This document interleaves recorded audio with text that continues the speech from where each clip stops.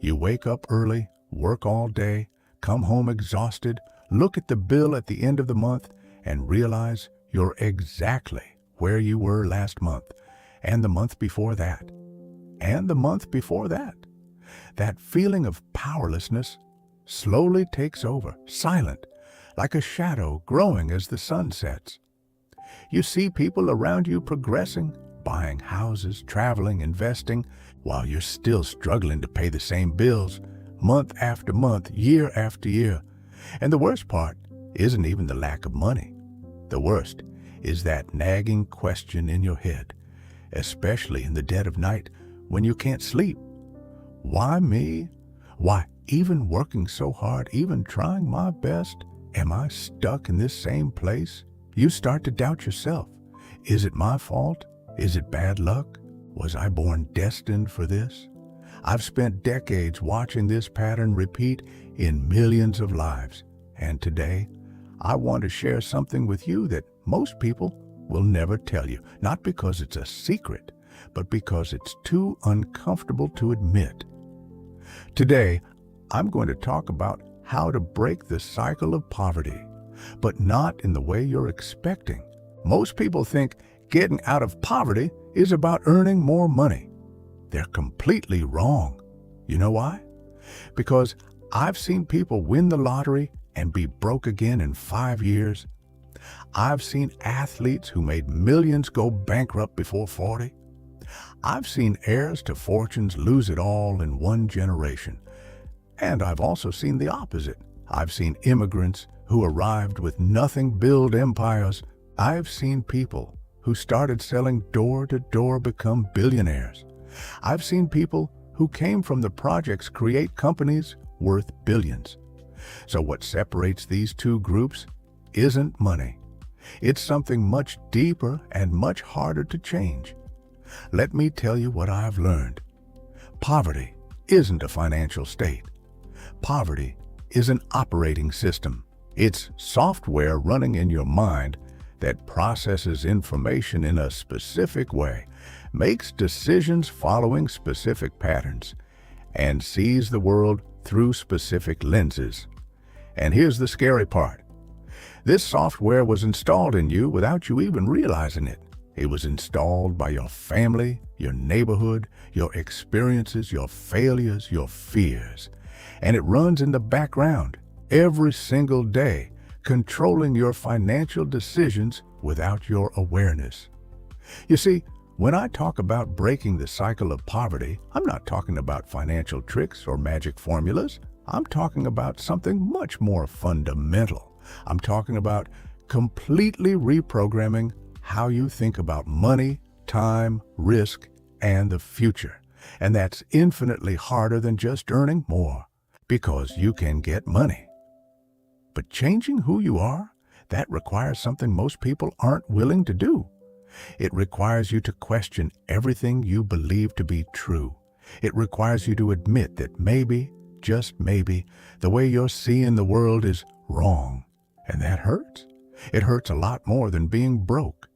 Because when you're broke, you can blame the system, the economy, the government, the rich, destiny. But when you realize the problem is in your own mental software, you have no one else to blame. And that's where real change begins. Now, let me explain how this system works in practice. There's a concept in physics called escape velocity.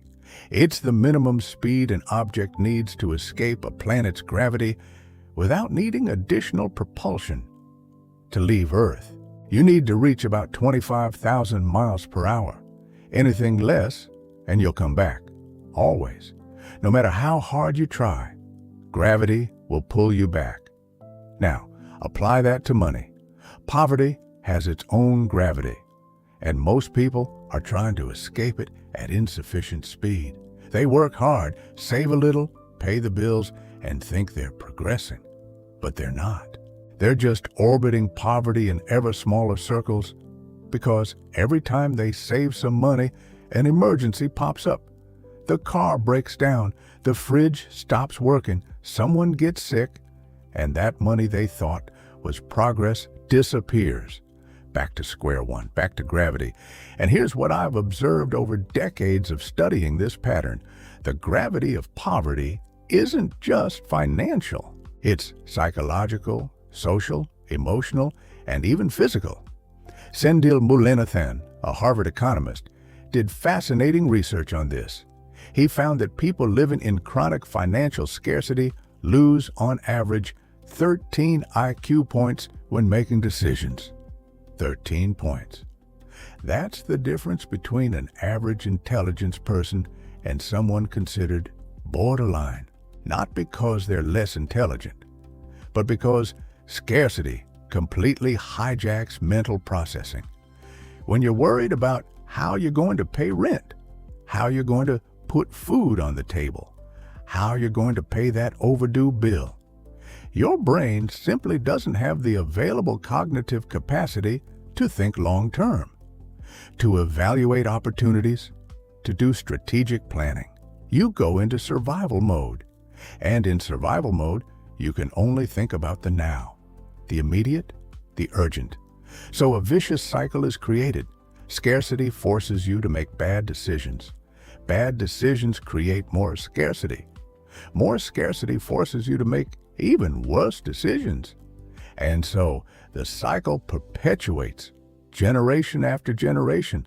I've seen this happen thousands of times. Smart, hard-working, honest people trapped in this cycle not for lack of character or ability, but because the system is programmed to keep them there. And the cruelest part? Society looks at these people and says it's their fault, that they don't try hard enough, that they're lazy, that they make bad choices. And technically, it's true. They make bad choices, but not because they want to. They do it because scarcity has stolen their ability to make good choices. So here's the first loop you need to break. The loop of cognitive scarcity.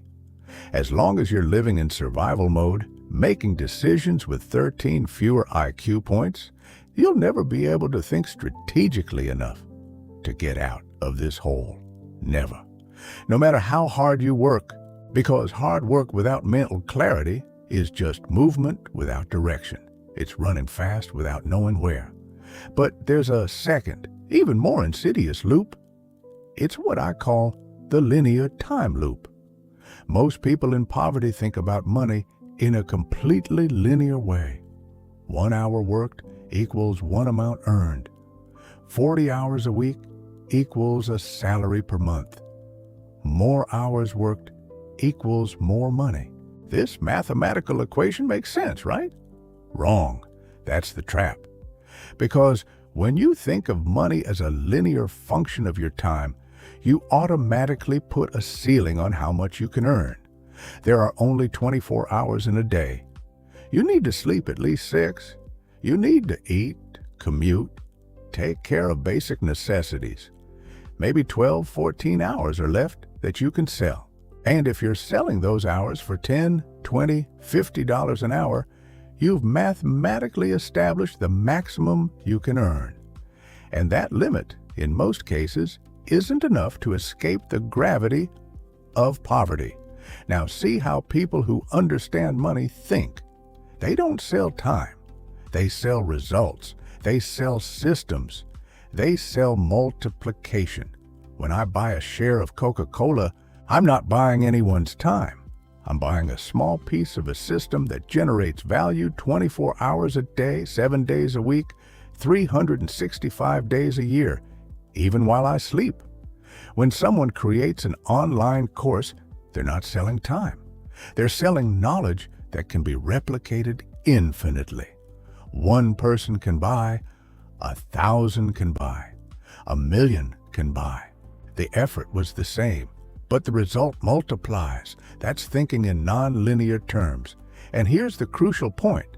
As long as you're stuck in the linear thinking of trading time for money, you're mathematically condemned to remain poor or lower middle class. Because there's a physical limit to how much time you can sell. And what about when you get sick? What about when you get old? What about when you want to take a vacation? The money stops. because you've stopped. So the second loop you need to break is the linear time loop. You need to start thinking about how to create value that multiplies, how to build systems that work without you, how to turn effort into assets, not expenses. And this is scary for most people because it requires you to stop doing what's safe and start doing what's strategic. It requires you to invest time and sometimes money in things that won't give you an immediate return. And when you're living in scarcity, long-term thinking seems like a luxury you can't afford. But here's the brutal truth. If you can't have long-term thinking, you can't have wealth. The two are inseparable. Wealth is always the result of long-term decisions compounded over time. Always. No exceptions. And here, I want to pause because I need to know if this is making sense to you. If you're listening to this now and recognizing these patterns in your own life, if you realize you're stuck in these loops I've just described, I want you to do something important. Go to the comments now and write, "I recognize these loops in my life." It's not just for you. It's because when you do that, thousands of other people watching will read it and realize they're not alone in this struggle. That this isn't an individual problem, it's a systemic problem. And the first step to breaking a cycle is admitting you're in it. No shame, no judgment, just honest recognition. So go ahead, comment now. I read them all, and I want to know you're with me on this journey. Now let me tell you about the third loop. And this one might be the most dangerous of all because it's invisible. It's the identity loop. Most people don't realize it, but they've built their identity around scarcity. They define themselves by their limitations. I'm poor. I'm working class. I'm not good with money. My family has always been this way. Everyone in my town is like this. These phrases aren't just descriptions. They are programming. They are definitions of who you believe you are. And here's the problem. Your brain is a confirmation machine. It doesn't seek truth. It seeks consistency. So if you define yourself as someone who's bad with money, your brain will work tirelessly to keep that definition true. It will make you make decisions that confirm that belief. It will make you sabotage your own attempts at change. Because changing would mean you were wrong about who you are. And that creates a cognitive dissonance that is psychologically unbearable. I've seen this happen repeatedly. People who start earning more money and suddenly develop self-sabotaging behaviors. They start spending irrationally. They make bad investments. They get into trouble that consumes all the extra money. Why? Because unconsciously, they can't see themselves as someone who has money. They can't see themselves as someone who is successful. That identity doesn't fit the narrative they've built about themselves over decades. So the brain does what it knows how to do. It brings reality back into alignment with identity, and the person becomes poor again.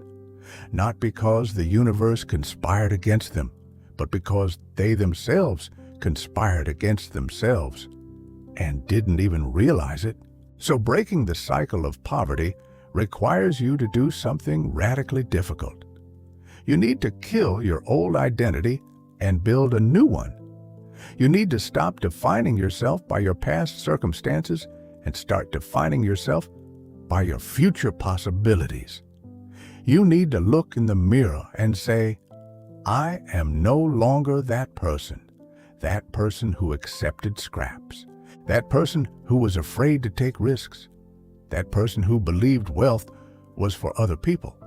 That person is dead, and in her place, someone new has been born. Someone who thinks differently, someone who acts differently, someone who deserves differently.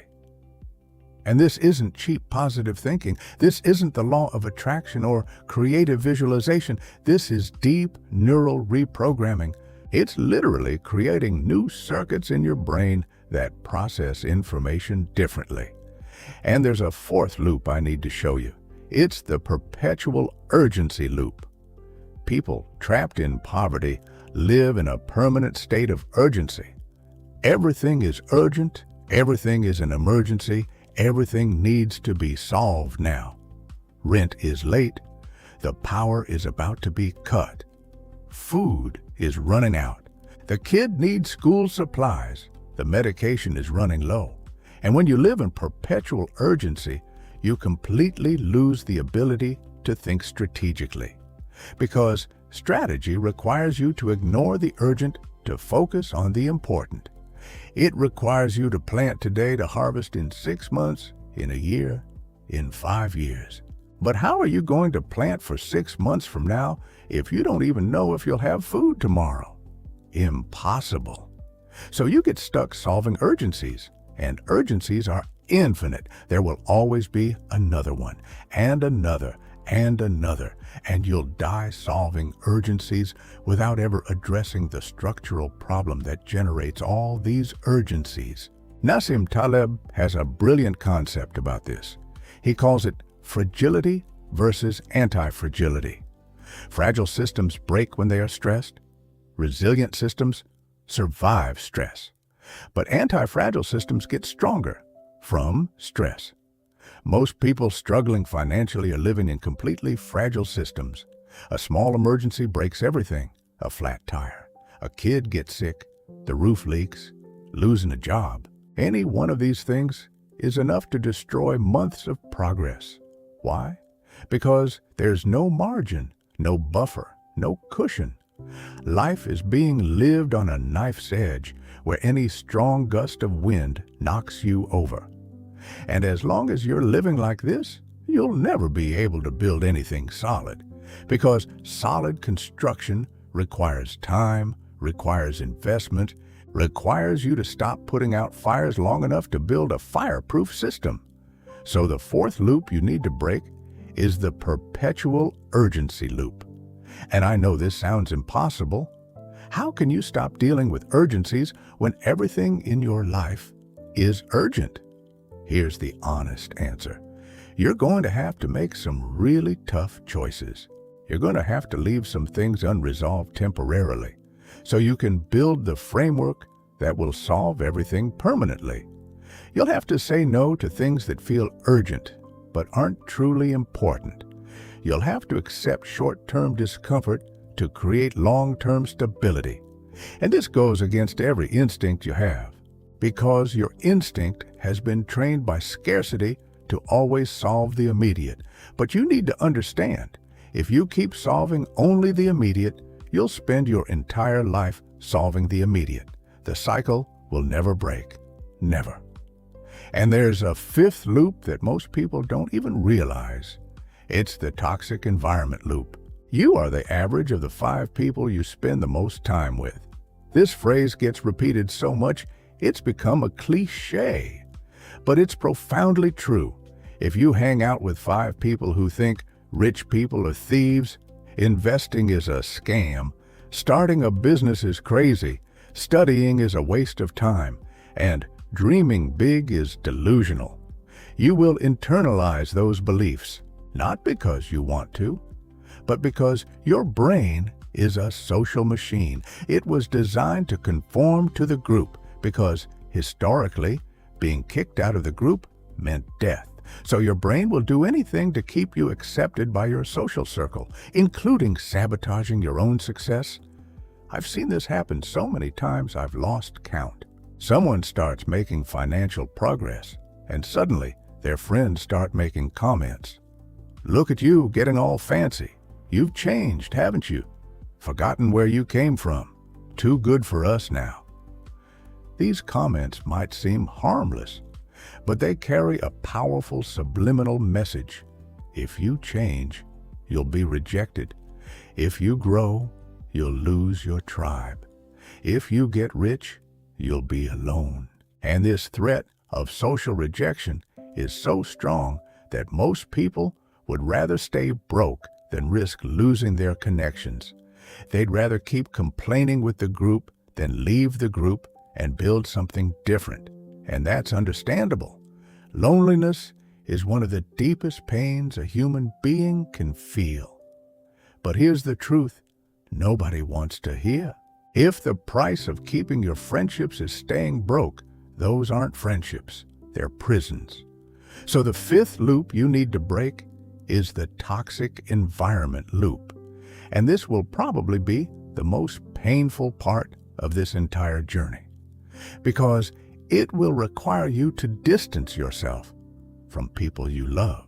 It will require you to create space from family members who don't understand your choices. It will require you to frequent different places, consume different content, think different thoughts.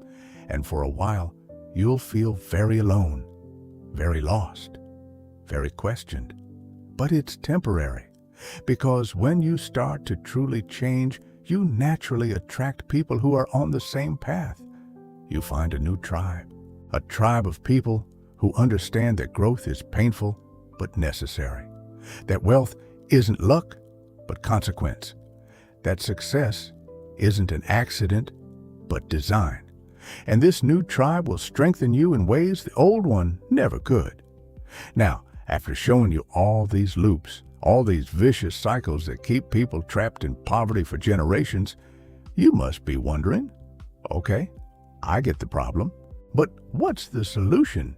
How do I break these loops in practice? And this is where most people go wrong. They expect a magic solution, a shortcut, a trick, a secret formula the rich don't want you to know. There isn't one. The solution is systematic, it's slow, it's compounding, and it requires a mental discipline that most people aren't willing to have. But I'll give you the practical steps because you've made it this far and you deserve it. First step, you need to create a sanity buffer.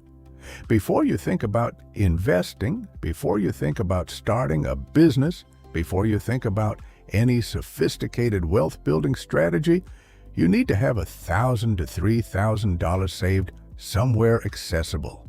It can be in a savings account. It can be under your mattress. It doesn't matter. What matters is that this money exists, and you don't touch it unless there's a real emergency. Why? Because this buffer breaks the perpetual urgency loop. When the tire blows out, you have somewhere to pull from. When the kid gets sick, you have somewhere to pull from. When the fridge breaks, you have somewhere to pull from. And for the first time in your life, an emergency won't destroy all your progress. It won't throw you back onto a credit card at 20% a month. It won't force you to borrow from loan sharks. You'll have room to breathe, and this mental space that this buffer creates is what will allow you to start thinking strategically. How do you create this buffer when you're broke? By cutting everything that isn't essential. And I know you'll say you've already cut everything, but you haven't. Nobody cuts everything. Do you still have Netflix? Cut it. Do you still buy soda? Cut it. Do you still order food delivery? Cut it. Do you still buy clothes that aren't absolutely necessary? Cut it. Do you still go out drinking on weekends? Cut it. This will hurt. It will feel like you're living a miserable life, but it's temporary. It's 6 months, maybe a year of extreme sacrifice to create the foundation that will allow you to build the rest of your life differently. And most people aren't willing to do this. They want to change their lives without changing their behavior. Impossible. Absolutely impossible. Second step, you need to drastically increase your capacity to generate value. And this doesn't necessarily mean working more hours. It means becoming more valuable. It means developing skills that the market pays well for. It means learning something that other people don't know. It means becoming irreplaceable instead of interchangeable. When you're interchangeable, you compete on price, and price competition always drags you down. But when you're irreplaceable, you set the price. You have leverage. How do you achieve that? By investing in education. And I'm not necessarily talking about a 4-year degree. I'm talking about online courses, books, mentorships, learning by doing. You need to set aside at least 10% of your time every week to learn something new that will make you more valuable 6 months from now, a year from now. Most people spend all their free time consuming entertainment, binge-watching shows, scrolling through social media, gossiping, distracting themselves, and then they complain they don't have opportunities. The opportunities are out there, but you're not ready for them. You haven't developed the skills they require. Step 3. You need to start building assets, not just earning income. And here's the fundamental difference between the middle class and the wealthy. The middle class accumulates stuff. The wealthy accumulate assets. What's the difference? Stuff costs money to maintain. A car, a financed house, expensive furniture, designer clothes. All of that looks like wealth, but it's actually dead weight. It's draining your money every month. Assets, on the other hand, put money in your pocket. Stocks that pay dividends, rental properties, businesses that generate revenue, digital products that sell while you sleep, copyrights, royalties, equity stakes. These things work for you 24 hours a day, and the more of them you have, the less you need to work. Until eventually, if you do it right, you don't need to work anymore. Your assets generate more than your expenses, and you've achieved what I call true financial freedom. But how do you start building assets when you're broke? Start small, absurdly small. You take $100 and buy a fractional share of stock. It's not about the money, it's about creating the habit. It's about starting to think like an owner, not an employee. It's about shifting your identity from someone who sells time to someone who builds systems. And over time, that $100 turns into $200, then $500, then $1,000, then $10,000. It's compounding. It's compound interest. Einstein called it the most powerful force in the universe, and he was right. But it only works if you start. And it only keeps working if you're patient. Most people want immediate results. They put in $100, expect it to turn into $1,000 in a month. When it doesn't happen, they give up. They say investing doesn't work. But investing does work. It just doesn't work on an urgent time scale. It works on a decades-long time scale. Fourth step, and this is perhaps the most important one of all, you need to radically change your relationship with risk. Most people who are struggling are extremely risk-averse. Anything with a possibility of loss paralyzes them, and that makes evolutionary sense. When you're living on the edge, any loss can mean catastrophe. So you avoid risk at all costs. The problem is, without risk, there is no growth. Zero.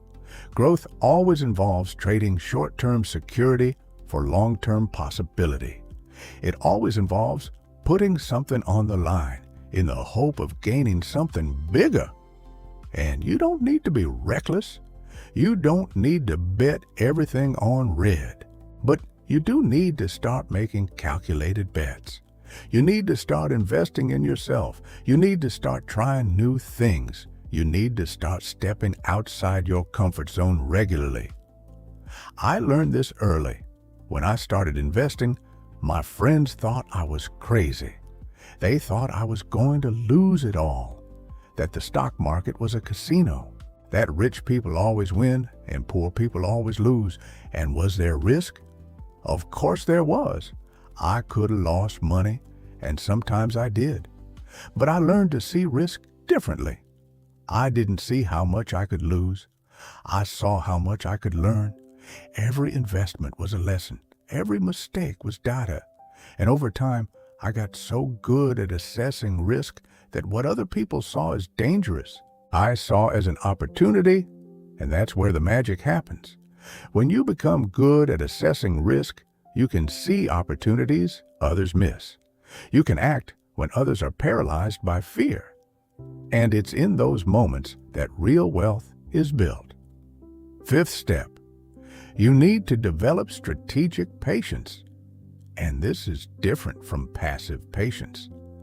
Passive patience is waiting for things to get better. Strategic patience is consistently working towards a long-term goal without getting distracted by short-term gains. It's planting the tree knowing you won't eat the fruit for 5 years. It's studying today for opportunities 2 years from now. It's investing $100 a month knowing it won't make a real difference for 10 years. Most people don't have this. They want results now. They want immediate gratification, and I get it. When you're suffering now, it's incredibly hard to work for future relief. But here's the brutal truth. If you don't develop strategic patience, you will spend your entire life chasing immediate relief. And immediate relief never builds anything lasting. Never. And here's something I need to tell you with complete honesty. Perhaps the hardest truth in this entire video. Most people watching this right now will do nothing I've said. They'll agree. They'll think it makes sense. They might even feel motivated for a few days. But they won't take action. Or they'll take action for 2 weeks and then quit. Why? Because real change is too uncomfortable. It requires you to give up immediate comforts. It requires you to distance yourself from people you care about. It requires you to admit you were wrong. It requires you to work hard without seeing results for months or years. And most people are simply not willing to pay that price. They want the outcome without the process. They want the transformation without the pain. And that doesn't exist. Absolutely does not exist. But for the few who are truly willing, for those who read all of this and felt something stir within them, for those who are tired of living in the gravity of poverty and are ready to do whatever it takes to escape, I want you to know one thing. It is possible. It's not easy. It's not fast. It's not guaranteed. But it is possible. I've seen it happen thousands of times. I've seen people rise from situations far worse than yours and build extraordinary lives. Not because they were special, not because they got lucky, but because they made different choices, because they thought differently, because they were patient when everyone around them was impulsive, because they invested when everyone around them was spending, because they studied when everyone around them was partying, because they kept going when everyone around them gave up. Let me quickly recap what we've covered here. First, you need to understand that poverty isn't a lack of money. It's a mental operating system that keeps you trapped. Second, there are 5 main loops that perpetuate this system. The cognitive scarcity loop that robs you of your ability to think clearly. The linear time loop that prevents you from multiplying value. The identity loop that makes you sabotage your own progress. The perpetual urgency loop that stops you from building strategically. And the toxic environment loop that pulls you back every time you try to climb. Third, breaking these loops requires 5 concrete actions. Creating a sanity buffer, drastically increasing your capacity to generate value, starting to build assets, shifting your relationship with risk, and developing strategic patience. And here's what I want you to deeply understand. None of this is magic. None of this is a secret. None of this is exclusive to special people. These are principles that anyone can apply, but most won't. Because applying them requires discipline. It requires sacrifice. It requires you to do things that your friends will find strange, that your family will find over the top, that you yourself will find uncomfortable. But if you truly want to break the cycle, if you truly want your kids to have a different life than yours, if you truly want to look back 10 years from now and see real transformation, you're going to have to do these uncomfortable things. There's no other way. There's no comfortable path to an extraordinary life. And the last thing I want to tell you is about freedom. Because in the end, it's not about money. Money is just a tool. It's about freedom. It's about having the ability to choose how you live your days. To not wake up in the morning with that knot in your stomach thinking about bills.